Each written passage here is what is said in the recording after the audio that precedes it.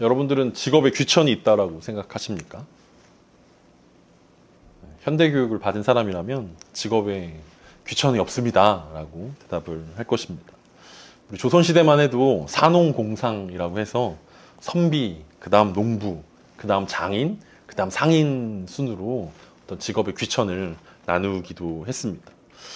뭐 오늘날에는 이제 속으로는 어떤 생각을 가지고 있는지 모르지만 겉으로는 우리가 모든 직업이 귀하다.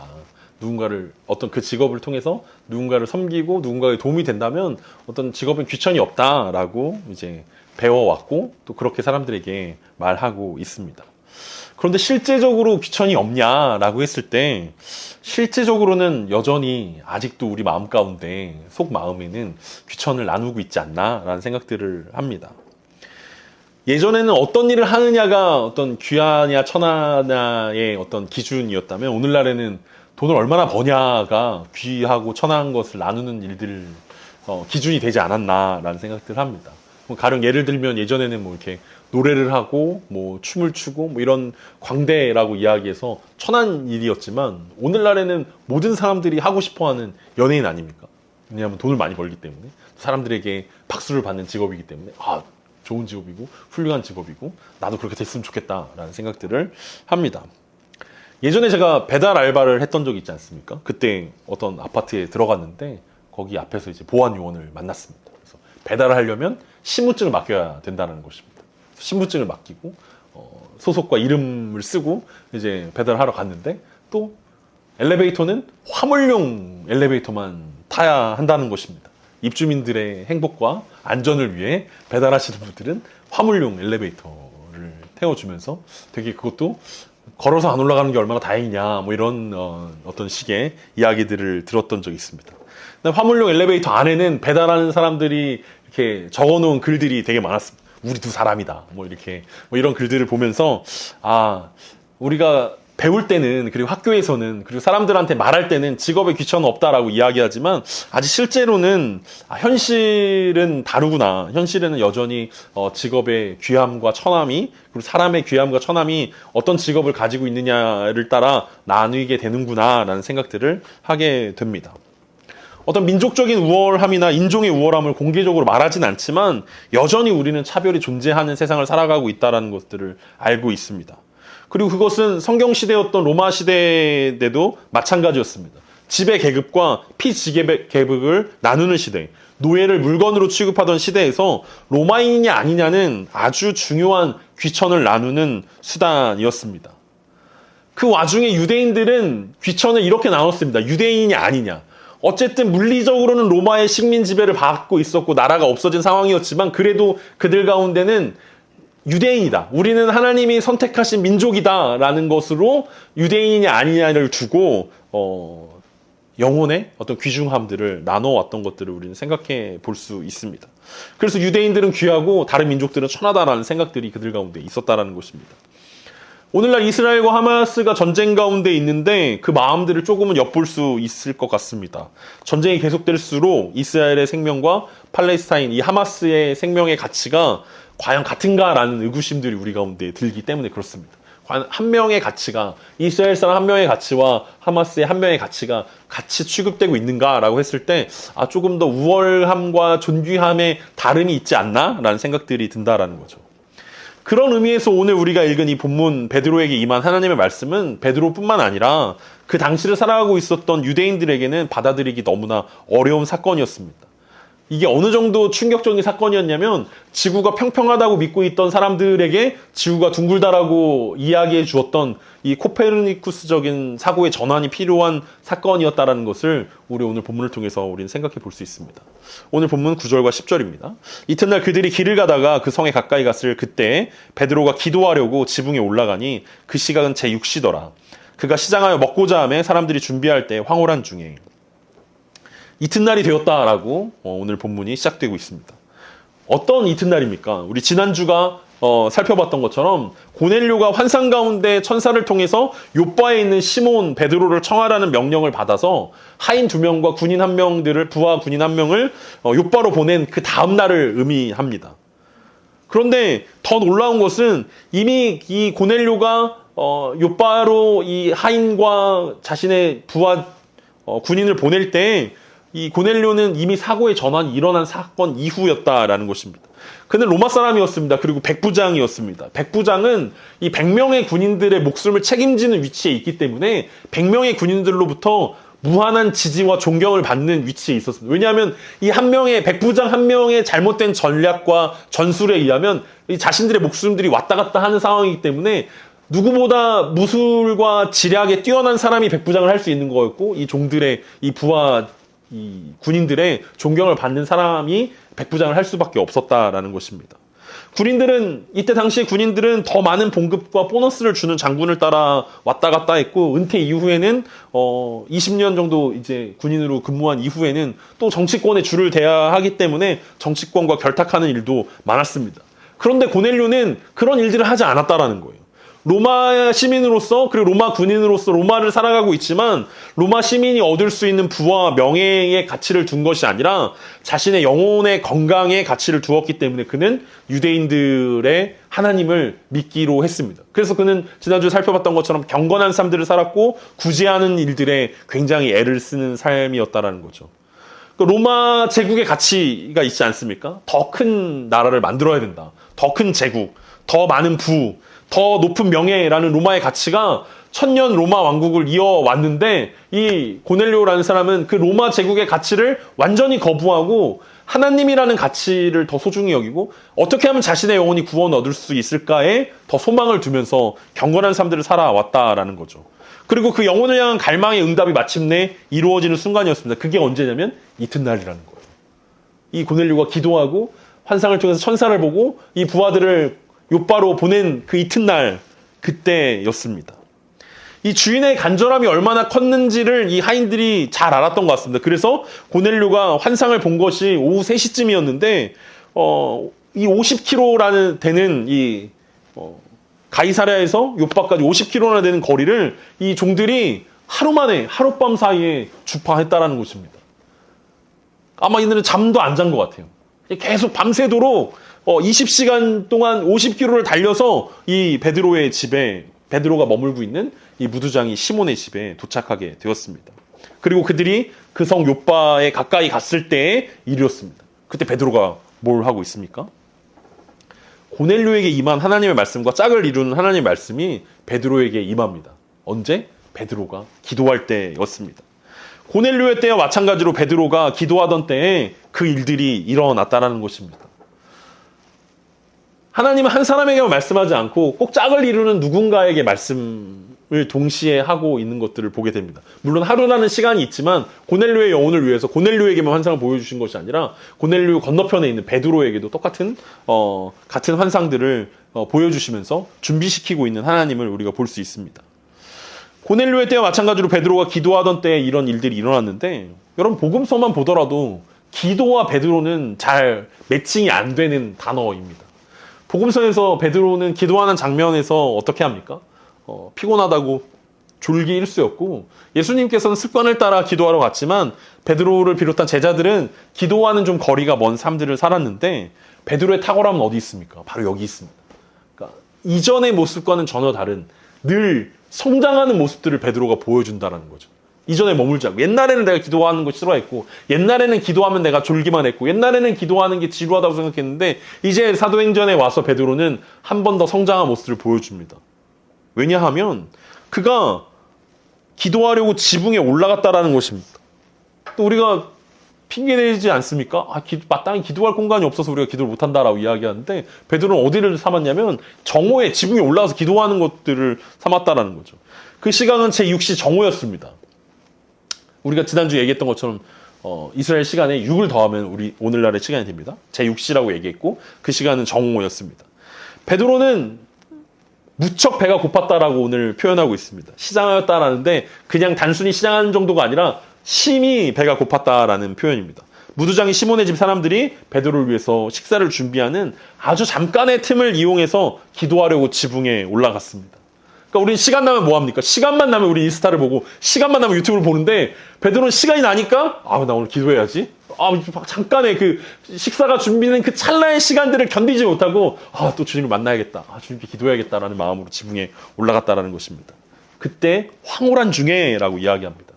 사도행전 22장 17절에서도 바울이 자신이 기도할 때 황홀한 중에 봄에 주께서 예루살렘에서 속히 나가라는 명령을 하셨다라는 단어들을 사용하고 있는데 그 문장과 똑같이 베드로도 지붕에 올라가서 그 잠깐 사이에 베드로도 지붕에 올라가서 기도하는데 황홀한 중에 환상을 보게 되었습니다. 기도 중에 환상을 보게 되었다라고 말하고 있다는 것입니다. 이 환상은 두 가지로 이루어져 있습니다. 11절부터 14절입니다. 하늘이 열리며 한 그릇이 내려오는 것을 보니 큰 보자기 같고 내 귀를 메어 땅에 들이웠더라. 그 안에는 땅에 있는 각종 네 발 가진 짐승과 기는 것과 공중에 나는 것들이 있더라. 또 소리가 있으되 베드로야 일어나 잡아먹으라 하거늘 베드로가 이르되 주여 그럴 수 없나이다. 속되고 깨끗하지 아니한 것을 내가 결코 먹지 아니하였나이다 한대. 베드로가 보았던 첫 번째 환상은 뭐였냐면 하늘이 열리고 한 그릇이 내려오는 것을 본 것입니다. 근데 그 그릇은 어떤 모양이냐면 보자기 같은 모양이었다라고 이야기하고 있습니다. 옛날에 우리가 공과책에 보면 이제 보자기를 이렇게 그려가지고 내려보내는 어떤 그런 그림들을 우리가 봤던 적이 있는데 사실 그릇이 내려왔다라고 이야기하고 그릇이 보자기처럼 생겼다. 내 귀퉁이가 메어져서 하늘로부터 땅으로 내려왔다라는 것입니다. 그럼 베드로가 기도하는데 환상이 보여졌는데 어떤 일이 일어났냐면 우리는 보자기랑 뭐 이런 것들을 주목하지만 하늘이 열렸다라는 거예요. 여러분 하늘이 열리는 사건은 성경에 많이 등장하는 사건이 아니에요. 예수님이 세례 받으실 때 그리고 스데반이 순교할 때 정도가 하늘이 열리는 사건인데 베드로가 기도하는데 하늘이 열렸다는 것입니다. 그럼 또 우리는 이렇게 핑계를 댈 것입니다. 우리도 기도할 때마다 하늘이 열리면 날마다 기도하지. 시간 나면 기도하지. 하늘이 안 열려. 막 이렇게 이야기할 텐데 베드로도 한 번밖에 경험해 본 적이 없는 일들입니다. 그래서 그 안에는 어떤 것들이 들어있었습니까? 땅에 있는 각종 네 발 가진 짐승과 기는 것 그리고 공중에 나는 것들이 들어있었습니다. 각종 네 발 달린 짐승이라는 것들은 짐승이 굉장히 많이 들어있었다라는 것들을 표현하고 있습니다. 아마 베드로가 잘 모르는 이스라엘에 없는 짐승들도 들어있지 않았을까. 어떤 학자들은 이게 그 노아의 방주만한 그 노아의 방주에 들어갈 때 각종 짐승들이 들어가지 않습니까? 그 정도로 많은 짐승들이 들어있지 않았을까라고 상상하는 사람들도 있기도 합니다. 그게 첫 번째 환상이었고 두 번째 환상은 보는 게 아니라 들리는 것이었습니다. 소리가 들렸는데 베드로에게 그 짐승들을 잡아먹으라는 소리가 들려왔습니다. 또 어떤 사람들은 지금 베드로가 너무 심히 배가 고픈 상황이라고 아까 얘기하지 않았습니까? 그래서 헛것을 본 것이다라고 생각하는 사람들도 있습니다. 그런데 우리가 간단하게 생각해보면 심히 배가 고파서 헛것을 본 거라면 살아있는 짐승을 받겠습니까? 여러분 송아지를 보면서 소고기 먹어야겠다. 닭을 보면서 오늘 치킨 먹어야지 이렇게 생각하는 사람 별로 없지 않습니까? 근데 베드로가 심히 배가 고파가지고 환상을 본 거라면 헛것을 본 거라면 차라리 음식이 생각이 나야지 음식이 아니라 짐승들이 생각났다는 건 진짜 하나님께서 환상을 보여주셨다는 것으로 우리가 생각해 볼 수 있다는 것입니다. 기도의 사람이었던 베드로는 놀랍게도 하늘이 열리고 하나님의 음성이 들리는 그때에 뭐라고 대답했습니까? 자신의 신념을 고집하고 있는 것을 보게 됩니다. 분명 하나님의 말씀이었지만 그는 어렸을 때부터 속되고 깨끗하지 아니한 것을 한 번도 먹은 적이 없음을 강조합니다. 전 한 번도 속된 것을, 부정한 것을 먹은 적이 없습니다. 아마 그 짐승들 사이에 섞여 있었던 것 같아요. 이스라엘 백성들이 먹어도 되는 짐승과 먹으면 안 되는 짐승들이 섞여 있었던 것 같아요. 그러니까 섞여 있으니까 그 전체가 다 부정하다라고 베드로는 생각했고 하나님께 부정한 것을 먹을 수 없다라고 이야기하는 것입니다. 하나님께서 유대인들에게 레위기를 통해서 정결한 음식에 대해서 명령을 내렸지만 그것은 이방인들과 구별되어지라는 의미의 어떤 음식법이고 제사법이었는데 이스라엘 백성들은 유대인들은 이 정결법을 통해서 뭘 생각했냐면 이방인들보다 우리가 우월하다. 우리가 더 뛰어난 존재다. 이방인들은 하나님 먹지 말라는 그 부정한 것들을 먹는 나쁜 족속들이고 그래서 그 사람들이랑은 우리가 식사를 같이 할 수도 없고 교제할 수도 없고 하나 될 수도 없고 그 사람들과 대화할 수 없고 아무것도 같이 할 수 없다. 왜냐하면 그들은 열등하고 우리는 우월하기 때문에 라는 생각들을 가지고 있었다라는 거죠. 그것은 이미 뒤에 우리가 결론 부분들을 알고 있기 때문에 이렇게 생각하는 거지만 이때 당시에 베드로에게는 굉장히 중요한 게 먹냐 안 먹냐가 상당히 중요한 것이었습니다. 왜냐하면 예수님이 제자들과 함께 있을 때 손을 씻지 않고 먹는 것들 때문에 장로들에게 고발을 당하지 않습니까? 그래서 왜 니네는 손도 안 씻고 먹냐 막 이렇게 얘기하면서 예수님께서 제자들에게 뭐라고 가르쳐 주십니까? 겉에서 들어가는 음식은 아무 의미가 없다. 안에서 나오는 게 나쁜 거다라고 이야기하면서 모든 음식이 깨끗하다라고 베드로에게 설명해 줬지만 베드로는 그 말씀을 기억하지 못했던 것 같습니다. 그 환상 중에 나온 짐승들이 속되고 깨끗하지 않은 짐승들이었기 때문에 베드로는 절대로 먹을 수 없다라고 생각했다라는 거죠. 이 정도로 단호하게 말할 정도라면 아마 베드로는 그런 생각을 했을지도 모른다는 생각을 합니다. 이 음성은 하나님의 음성이 아닐 수도 있어.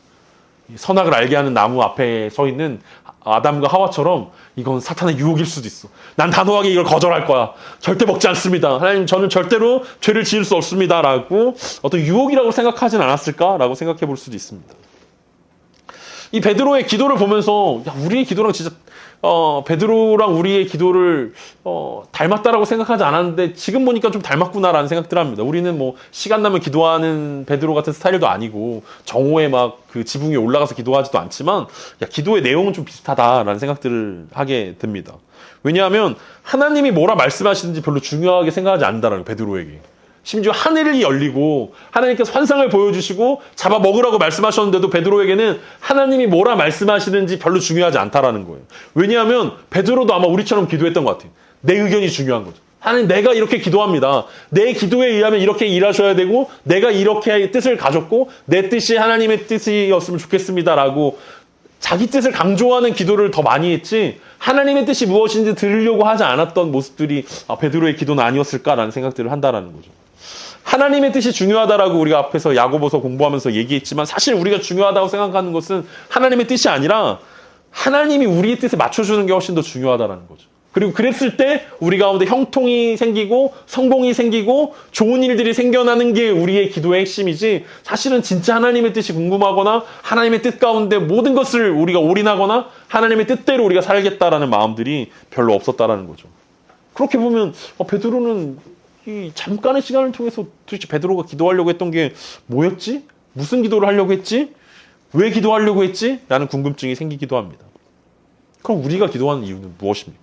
하나님의 뜻이라면 우리가 이해되지 않더라도 순종하겠습니다라는 자세로 기도해야 하나님께서 이렇게 말씀하실 때 이해되지 않을 때 자신의 경험과 전통에 위배되는 하나님의 말씀 가운데 이거구나 라고 우리가 순종할 수 있다라는 거죠. 그게 기도의 진짜 가치에 있다라는 것입니다.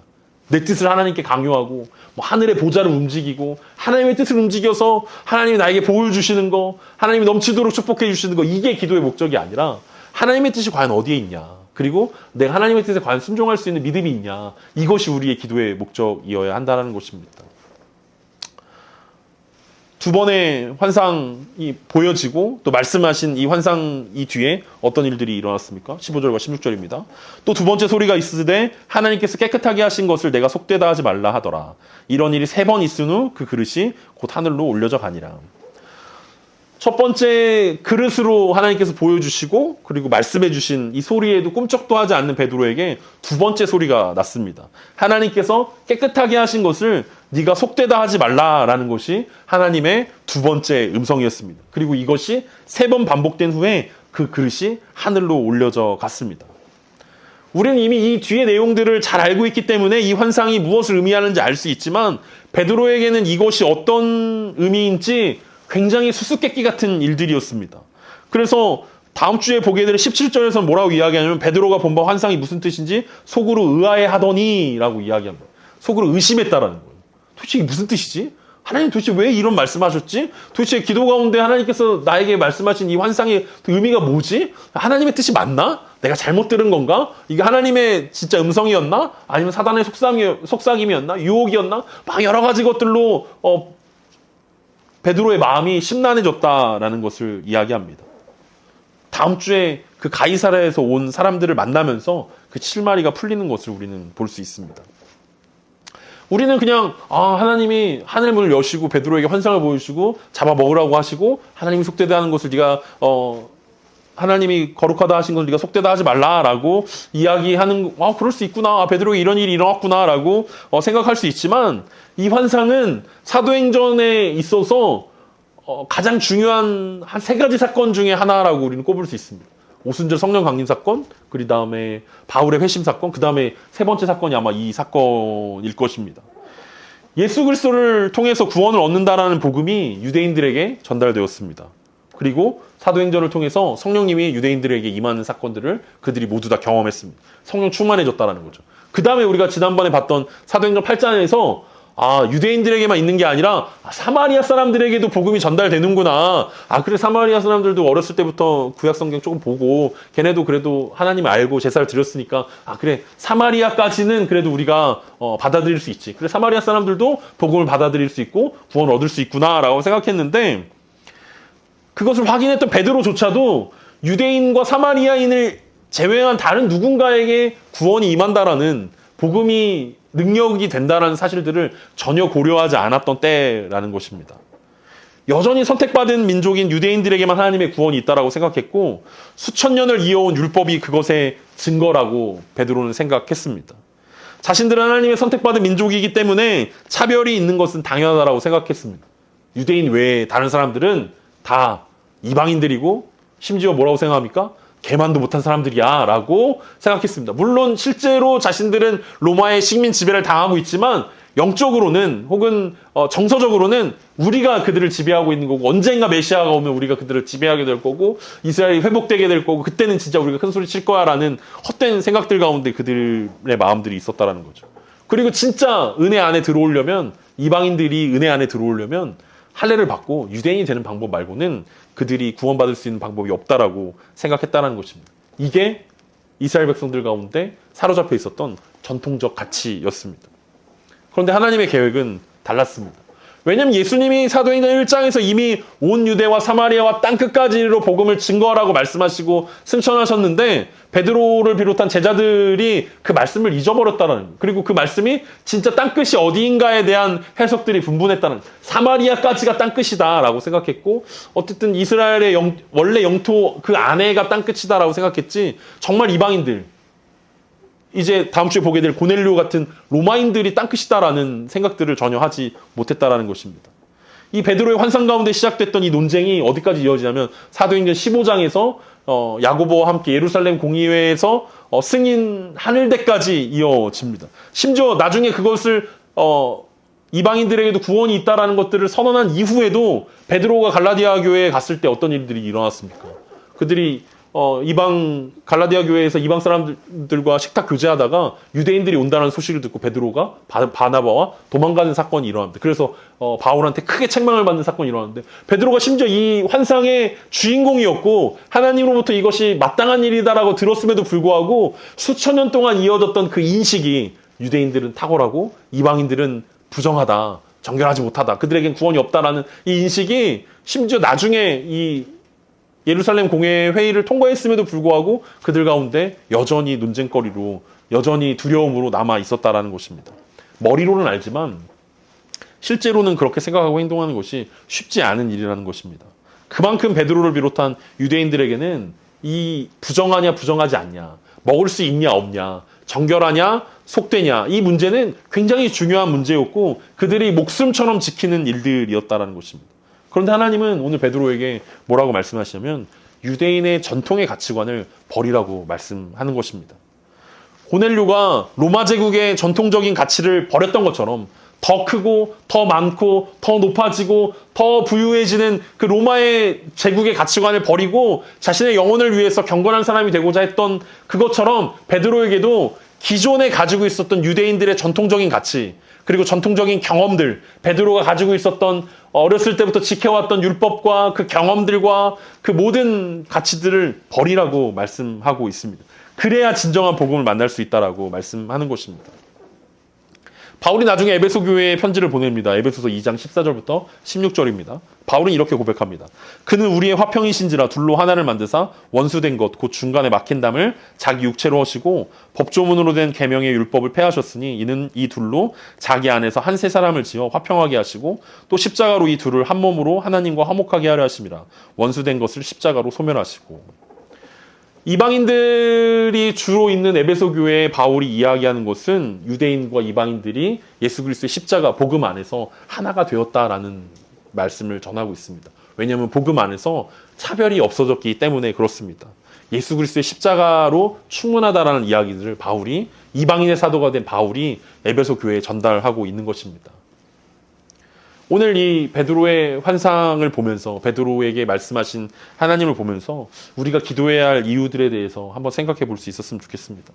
하나님의 말씀보다 하나님의 뜻보다 자연스레 세상의 목소리가 크게 느껴질 때가 있다면 우리가 기도해야 될 때일 것입니다. 로마의 가치관이 고넬료를 흔들 때 고넬료가 흔들리지 않을 수 있었던 것은 그가 기도하는 사람이었기 때문에 그렇습니다. 똑같이 로마 시대와 똑같은 시대를 우리가 살아가고 있지 않습니까?